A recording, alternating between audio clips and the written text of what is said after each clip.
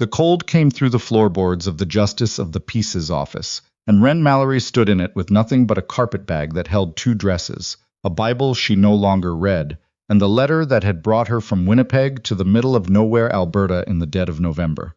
The letter had been short, practical. A man named Aldous Harte, 41 years old, wheat farmer and cattle rancher outside the town of Coldwater Flats, was seeking a capable woman to manage his household and assist in raising 2 children following the death of his wife.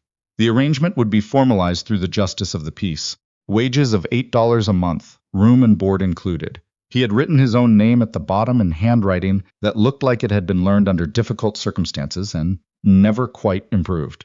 Wren had answered the advertisement because she had 32 cents to her name, and her brother's creditors had come to collect on debts she hadn't known existed. The Justice of the Peace, a narrow man named Fenwick who smelled like pipe tobacco and old paper, looked at her over his spectacles with the expression of someone who had seen this particular transaction before and found it distasteful. "You understand the terms," he said. It wasn't a question. "I understand them, Mr. Harte is." Fenwick paused, choosing words carefully. "He is a difficult man to know. Most men are." Fenwick's mouth twitched. He stamped the papers and slid them across the desk. Aldous Harte was already standing when Wren turned around. She hadn't heard him come in. That was the first thing she noticed, that a man that size moved without announcing himself. He was broad through the shoulders in the way that came from actual labor rather than illusion, with dark hair going gray at the temples and a jaw that looked like it had been carved and then left unfinished. He wore a canvas coat with mud still on it, and he had not removed his hat. He looked at her the way she suspected he looked at a piece of land he was considering buying, assessing. Not unkind, but not warm. "Mrs. Mallory," he said. "Miss," she corrected. "The advertisement said widow. I'm not. My brother used my name without asking." She kept her voice even. "If that changes your arrangement, I understand." Something shifted in his expression.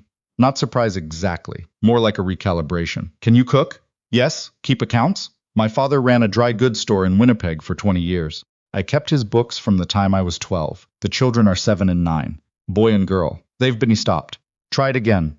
"It's been a hard year, I imagine it has." He nodded once, as if something had been decided, and held the door open for her. The wagon ride to Coldwater Flats took 4 hours through a landscape that seemed determined to remind Wren she was very far from anywhere. The road, such as it was, wound through stands of bare poplar and across creek beds frozen solid enough to drive over. The sky pressed down, low and gray, and full of the particular patience of a prairie winter that knows it has months left to spend. Aldous did not speak for the first hour. Wren did not force it. She'd spent enough time around men who use silence as a test to know that filling it proved nothing except anxiety. "Her name was Ruth," he said finally. "My wife. She died in February. Influenza. I'm sorry. The children took it hard. Rosalind especially. She's the older one. Finn's young enough that he didn't finish." "Young enough that he still adapts," Wren said quietly. "Yes." Another silence, but a different kind. "The house needs work," Aldous said. "I won't pretend otherwise. I've been running the operation and managing the children, and the cooking has suffered." "What does that mean in practical terms?" "It means the bread I made last week cracked a plate when I dropped it."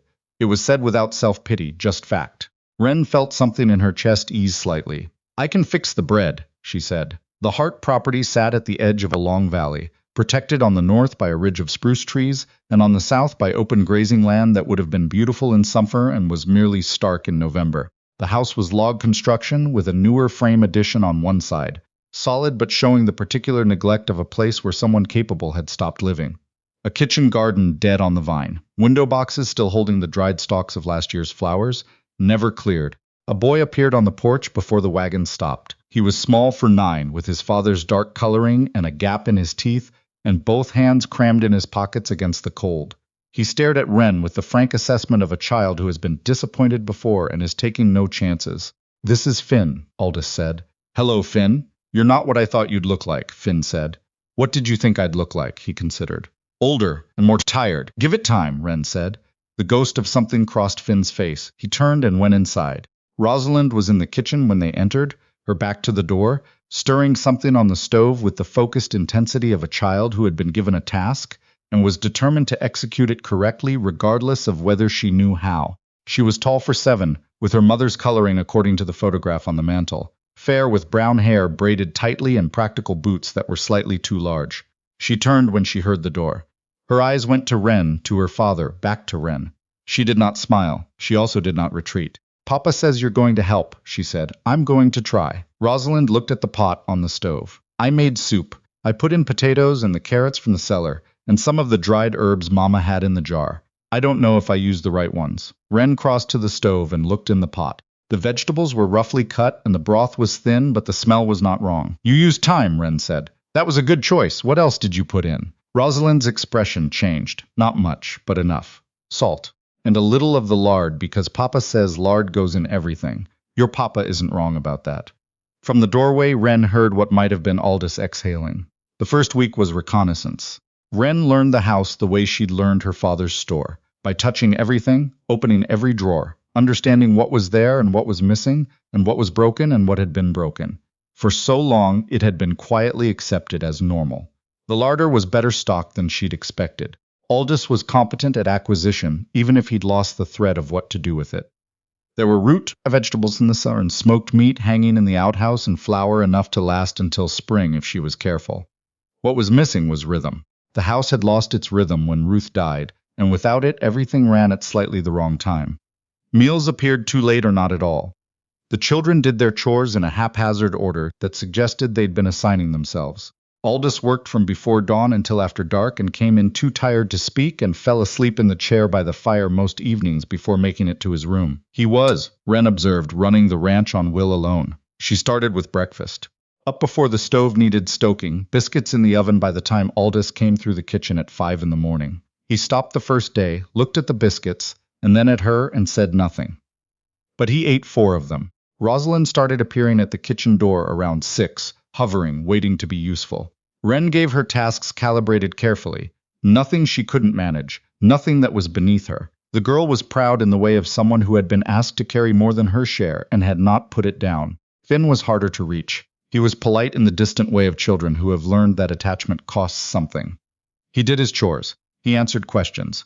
He never volunteered anything. 3 weeks in, Wren found him in the barn after supper, sitting in the straw beside one of the horses with a book open in his lap and a lamp that was running low on oil. You'll go blind reading in that light, she said. Mama used to say that. Wren sat down in the straw a few feet away and looked at the horse rather than at Finn. The mare was an old bay with a sway back and an expression of absolute tranquility. What are you reading? She asked. He held it up. It was a collection of stories about Arctic exploration, the cover worn soft with handling. My grandfather gave it to me, Finn said. He was in the merchant marine. He said some men were made for small places and some were made for big ones, and I should figure out which kind I was. What did you decide? Finn looked at the barn ceiling. I haven't yet. I'm 9. Wren did not smile because he wasn't being funny, he was being precise. Fair, she said. She sat with him for another 20 minutes while he read. She didn't talk. He didn't ask her to leave. When the lamp finally guttered, he stood and brushed the straw from his coat and looked at her with those careful eyes. Miss Mallory, he said. Yes, you didn't try to talk to me. No, he thought about this. Most people try to talk to me, I noticed. Finn tucked the book under his arm and walked back to the house. He held the door for her. Aldous was at the kitchen table when they came in, working through the account books with an expression that told Wren everything she needed to know before she looked at the numbers. She found out what the numbers said 2 days later when he left the ledger on the table and went out to deal with a fence line, and she opened it out of something that was equal parts curiosity and professional reflex.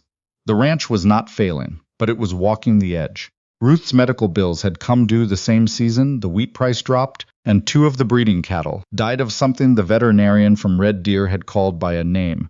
Aldous had written phonetically and incorrectly in the margin. The debt was manageable, but only barely, and only if nothing else went wrong. And in her experience, something always went wrong. She had reorganized the categories and found 2 errors in his favor by the time she heard his boots on the porch. He came in and stopped when he saw her with the ledger. She waited for the reaction. In her experience, men reacted one of 2 ways to finding a woman in their account books. Aldous looked at what she'd done, pulled out the chair across from her and sat down. You found the error in October, he said.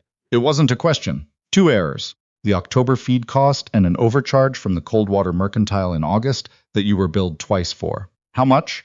$11.40 total.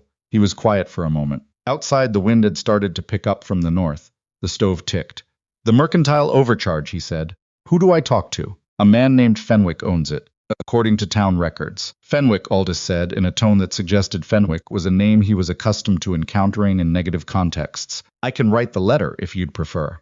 He looked at her across the table. Why? Because you clearly have a history with the man, and a letter from a third party sometimes lands better. That's not what I meant. Wren set down the pen. I know what you meant. He waited. I worked my father's store for 11 years, she said. When he died, my brother inherited it and ran it into the ground in 8 months, and then borrowed money against my name to cover the losses. I answered your advertisement because it was this or debtor's collection. She kept her voice level. I'm not doing you a favor. I'm doing a job. But I'm going to do it properly or not at all. The fire snapped. Aldous looked at the ledger and then at her, and something in his expression shifted like a lock turning over. All right, he said. Write the letter. December arrived, and with it the particular isolation of a prairie winter that people who'd never experienced it didn't quite believe in until they were living it. The nearest neighbor, a widow named Percival, who ran goats and kept to herself, was 4 miles by road and 8 miles by any route that was passable when the drifts came up. They were their own world. There was a rhythm to that once you stopped fighting it. Rosalind began to teach Wren the small particulars of the house that no one had thought to mention. Where the floorboard squeaked that would wake Finn if you stepped on it during the night, which lamp burned cleaner. That the chickens would not produce in January unless you kept a lamp in the henhouse and Mrs. Percival's goats were not to be trusted near any fence that wasn't double-latched. Mama taught me that one, Rosalind said about the goats. She lost 3 garden rows to them the summer before she got sick. Your mama sounds like she was practical, Wren said. She was. Rosalind turned the hem of the sheet she was mending, jaw set. Papa doesn't talk about her. Grief is different for everyone.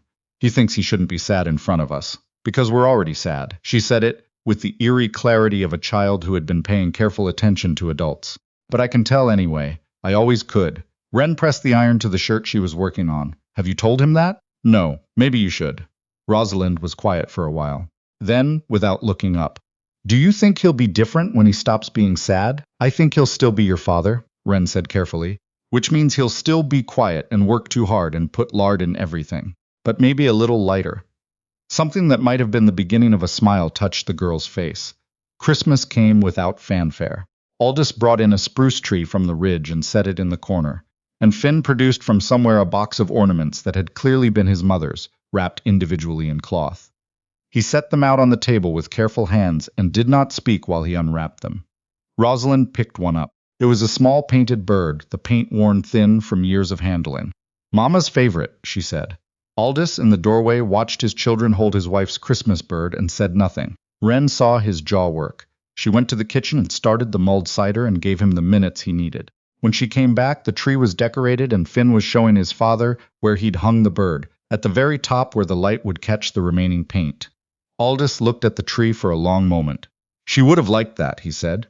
I know, Finn said. They ate Christmas dinner at the long table, and Wren let Rosalind help with the pie and watched the girl's face when Aldous took a bite and said it was the best he'd had since, and then stopped and started over and said it was the best he'd had this year. Rosalind absorbed that with the grace of a 7-year-old who was learning, slowly, that love and loss could exist in the same sentence without canceling each other out. The trouble arrived in February, the way trouble usually arrives, without adequate warning, on a cold morning when everyone had other plans.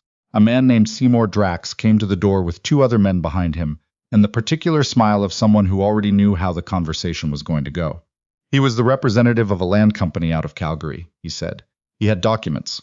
He had surveys. He had, apparently, a letter signed by Aldous's deceased father-in-law, ceding mineral rights to the northern portion of the Harte property in exchange for a loan that had never been repaid. That loan was settled, Aldous said. His voice was very flat. 3 years ago. Mr. Harte, I have documentation. I have documentation, too, in the house. Drax smiled. I'd be very happy to look at whatever you have. Wren had been in the kitchen when she heard the voices. She stood in the doorway and looked at Drax's smile, and at the 2 men behind him who were not smiling at all, and she felt something cold and certain settle in her chest. She had seen men like Drax before. Her brother had borrowed money from men like Drax. Aldous went to the desk and began going through papers with the efficiency of a man who kept his house in order because he'd learned what happened when you didn't. He found the receipt. The paid receipt, dated 3 years ago, witnessed and stamped. Drax examined it with professional regret. This covers the principal, he said, but not the accrued interest. There was no accrued interest. The loan was simple interest, agreed upon at signing, the original agreement. Drax reached into his coat. The document he produced had Aldous's late father-in-law's signature. It also had clauses that Wren could see from across the room were written in a different ink than the surrounding text. She crossed the room before she decided to. Aldous looked at her, startled by her proximity. "May I?" she said.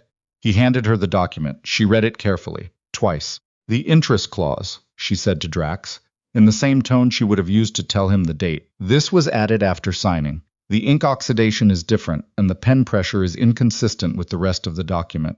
The handwriting in the clause also does not match the surrounding text." She set the paper down on the table. "My father spent 20 years watching men add clauses to documents after the fact.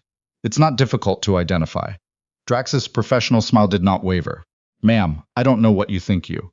I think the justice of the peace in Coldwater Flats needs to see this document," Wren said, "along with the original loan agreement and the paid receipt and an expert opinion on the ink dating." She looked at Drax steadily.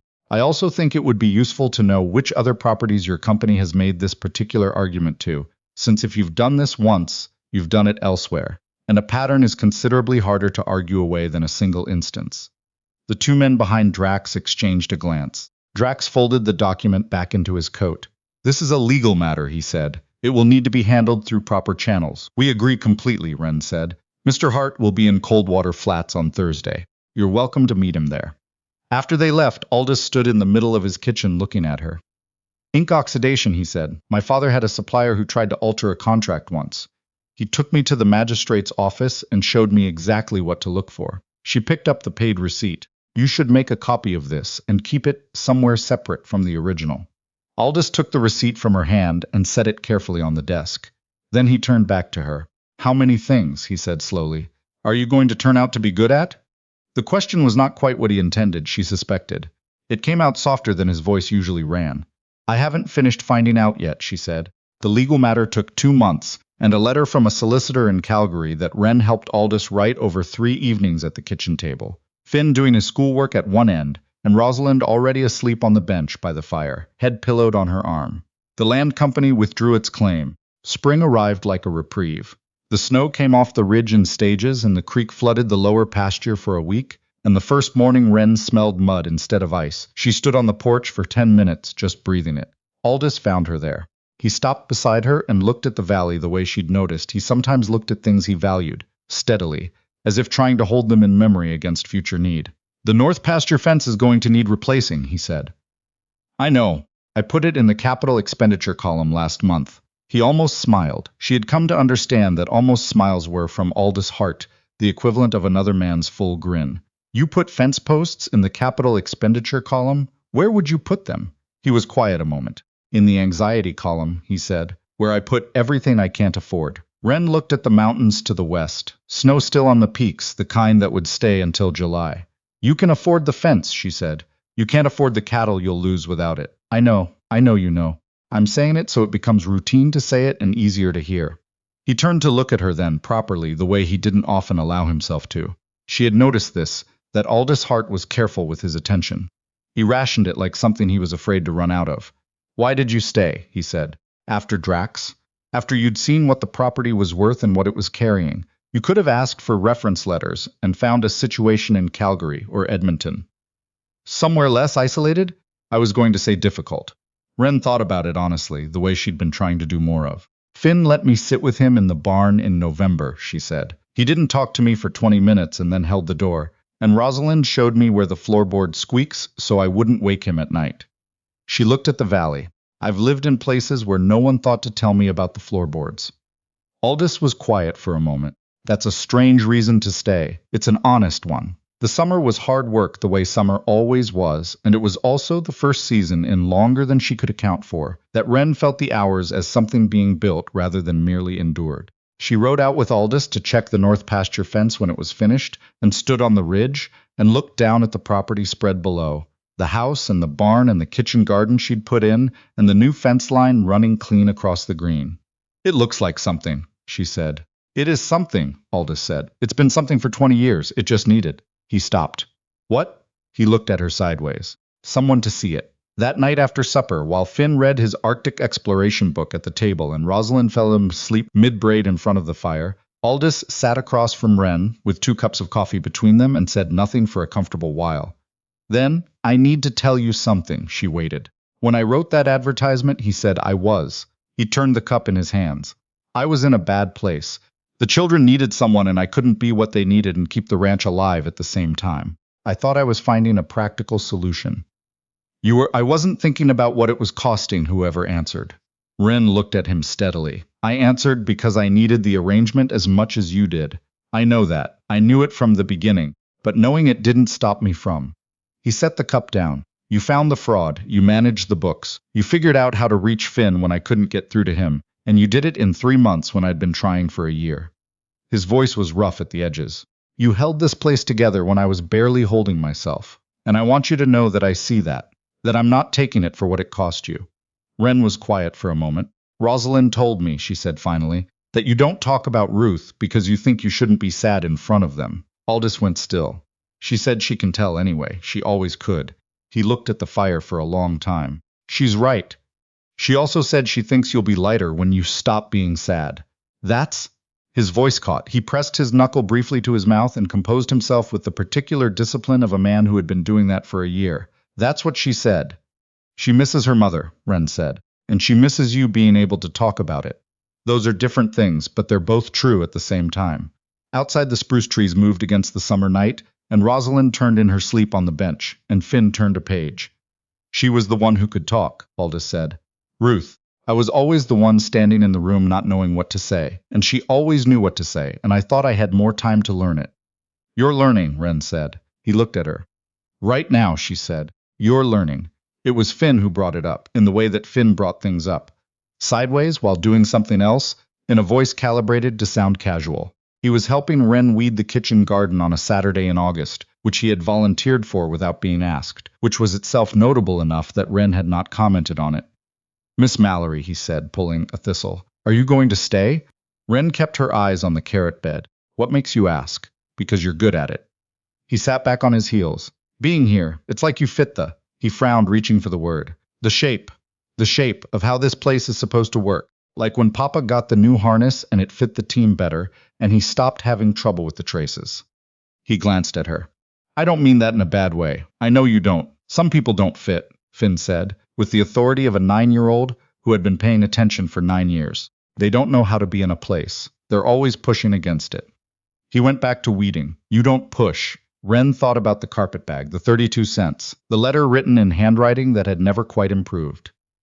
I'd like to stay, she said, if staying makes sense. It makes sense, Finn said firmly, like closing an account book. Aldous proposed on a Wednesday evening in September, with the accounting books between them, which was perhaps the most accurate possible venue for a proposal between two people who had been learning to trust each other through ledger columns and fence posts and the particular honesty of hard winters. He said he was not good at speeches. She said she'd noticed. He said that he knew what the arrangement had been, and he wasn't asking her to consider it more than it was, but that over the past year she had become, and here he ran out of words, and sat with them gone for long enough that she helped him. Necessary, she said. That's not. He stopped. Yes, but not the way a fence is necessary. The way a person is necessary. He looked at her across the kitchen table. Yes. Wren thought of Winnipeg, of the carpetbag, of Rosalind's hands wrapping the Christmas ornaments and Finn's voice from the straw. You didn't try to talk to me. Of the north pasture fence running clean across the green, and Aldous saying it needed someone to see it. I'd like that, she said. He let out a breath that had been held, she suspected, longer than the conversation. They married in October, before the second winter came. Fenwick officiated in the little church in Coldwater Flats, which surprised Wren until Aldous explained that Fenwick was his mother's cousin, and as frustrating as a blood relation could be, and as honest as a man in his position was likely to get in a town this size. Finn stood with his hands in his pockets and watched the proceedings with his careful eyes, and the expression of someone who had made a calculation and found it correct. Rosalind cried briefly, and then looked mortified at having done it, and then held Wren's hand on the walk back to the wagon. The second winter was different from the first, not easier. Nothing about a prairie winter was easy, not the cold or the isolation or the particular gray of January light, but different the way a place feels different when you are no longer trying to decide if you belong in it. Wren found herself knowing things she hadn't known in November of the year before, which sound the northwest wind made when a proper storm was coming, versus when it was only threatening.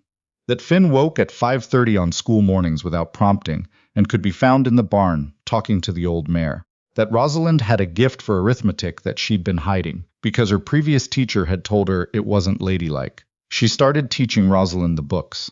Not all at once, but incrementally the way her own father had taught her.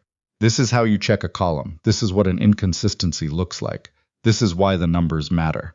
Rosalind took to it with the intensity of someone who had found a language that fit her mind. "Miss Mallory?" she said one afternoon, then corrected herself. "Mama, is this right?" She pushed the exercise across the table. It was the first time. Wren looked at the numbers and did not let her voice do anything unusual. "It's right," she said. "And you found the error in the third row without being told to look for it." Rosalind looked at the page. "I saw it was wrong." "That's the thing," Wren said. "You have to learn to trust that you see it. Years pass the way years do on a working ranch, in seasons and in labor, and in the incremental accumulation of things that last." The kitchen garden expanded. The north pasture grew back to full productivity. Finn, at 12, decided he was made for big places, but that big places could wait until he'd learned everything there was to know about this one. Rosalind, at 10, had taken over a third of the bookkeeping, and was discovering she had opinions about the Calgary grain prices that were, Wren eventually had to admit, frequently correct. Aldous, in the way of a man who has stopped carrying certain things alone, was lighter. Not unserious, the ranch demanded seriousness, and he was constitutionally inclined to it, but lighter. He laughed sometimes at supper. He told the children things about Ruth, that she had hated the cold and loved it anyway, that she could whistle through her teeth, that she had been the one who named the bay mare, and chosen the particular spruce for the Christmas tree for 11 years in a row. He talked about her, the way you could only talk about someone you'd stopped, trying to keep perfect in amber. One evening in late summer, with Finn asleep in his room, and Rosalind working on the quarterly accounts with a focus that reminded Wren powerfully of herself at 12, Aldous came to stand beside her in the kitchen doorway. She was looking at the valley. She did this sometimes. It still got her. "You're thinking," he said. "I was thinking about the carpetbag," she said. "I brought 2 dresses and a Bible and a letter in a carpetbag, and now I look at all of this." He stood beside her, looking at it too. The valley in the last light, the cattle in the pasture, the kitchen garden running up to the fence, the lamp in Rosalind's window. "Do you miss Winnipeg?" he said. "I miss my father," she said. "The city I don't miss. Do you ever regret?" No. She didn't wait for him to finish. Not once. He put his arm around her, which was the kind of thing he did now without thinking about it, which was itself the kind of thing she had learned to trust. "The fence line in the south pasture needs looking at," he said. "I know. I flagged it in September's maintenance column." "Of course you did." She leaned against him and looked at the valley that had become hers, not by gift or by luck, but by the long accumulating work of being there. By choosing it in the morning and the next morning and every morning after, until choosing it became the same as belonging to it. That was the thing no one told you she had come to understand. Home was not a place you found.